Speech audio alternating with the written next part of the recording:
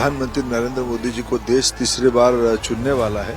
उड़ीसा भी इस बार बढ़ चढ़ के उसमें हिस्सा ले रहा है और हमारी पूरा विश्वास है उड़ीसा की 21 लोकसभा प्रधानमंत्री जी की झोली में जाने वाला है।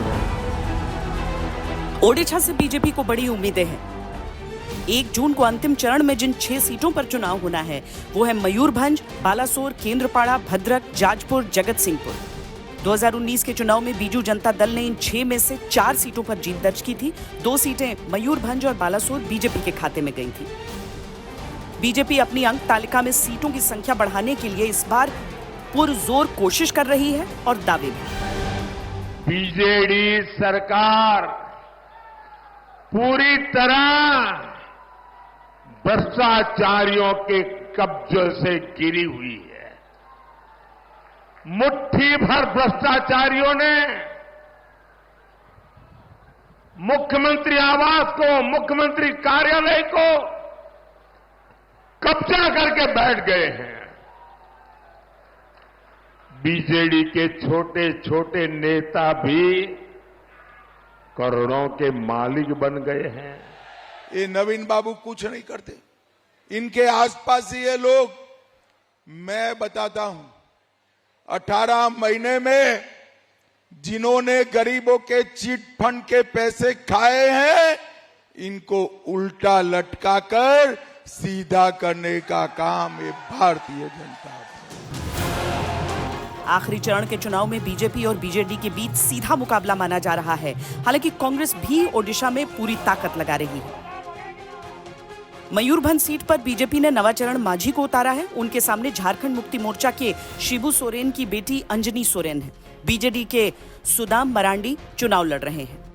बालासोर सीट से पूर्व मंत्री प्रताप सारंगी दूसरी बार बीजेपी के टिकट पर चुनाव लड़ रहे हैं। उनके सामने कांग्रेस के पूर्व मंत्री श्रीकांत जैना है। बीजेडी ने यहां से लेखाश्री सामंत सिंहार को मैदान में उतारा है। केंद्रपाड़ा से बीजेपी के राष्ट्रीय उपाध्यक्ष और प्रवक्ता वैजयंत पांडा चुनाव मैदान में हैं। उनके सामने कांग्रेस के सिद्धार्थ स्वरूप और बीजेडी के अंशुमन मोहंती की चुनौती है। बीजेपी प्रधानमंत्री मोदी का नाम और काम लेकर प्रचार कर रही है। उसे उम्मीद है कि 25 साल से चली आ रही नवीन पटनायक सरकार के खिलाफ एंटी इनकम्बेंसी से उन्हें मदद मिलेगी, जबकि बीजेडी को नवीन पटनायक के नाम पर भरोसा है।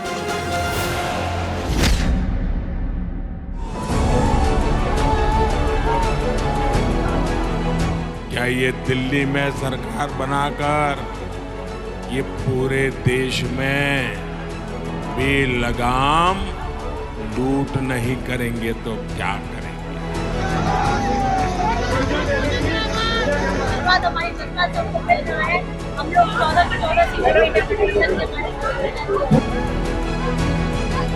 भ्रष्टाचार हो रहा है, भ्रष्टाचार छुपाओ, झारखंड झुकेगा नहीं। नहीं, भ्रष्टाचार करके झारखंड को आप ही झुका रहे हैं। मोदी जी को 400 पार कराना है, 400 पार कराना। आखिरी चरण में झारखंड की भी 3 सीटों दुमका, गोड्डा और राजमहल पर वोट डाले जाएंगे। 2019 में बीजेपी ने 2 सीटें दुमका और गोड्डा जीती थीं, जबकि झारखंड मुक्ति मोर्चा ने 1 सीट राजमहल पर जीत दर्ज की थी। इस बार इन सीटों पर मुकाबला कड़ा है। ये जो चुनाव है, ये चुनाव इस बार हम नहीं लड़ रहे हैं, ये चुनाव जनता लड़ रही है। भ्रष्टाचार के आरोप में झारखंड मुक्ति मोर्चा के हेमंत सोरेन जेल में हैं। भ्रष्टाचार चुनावों में बड़ा मुद्दा है। तो गरीब मां का बेटा हूं तो मुझे गरीब का दर्द समझ आता है। मैंने कहा मैं रुपया 1 भेजूंगा, 1 पाई भी किसको खाने नहीं दूंगा, और जो खाएगा वो जेल जाकर के खाना खाएगा, जेल की रोटी चबाएगा। दिन में सपने देखने तो देखते रहने दीजिए ना, इसमें क्या है। 4 जून को सब साबित हो जाएगा कि कौन कितने पानी में है।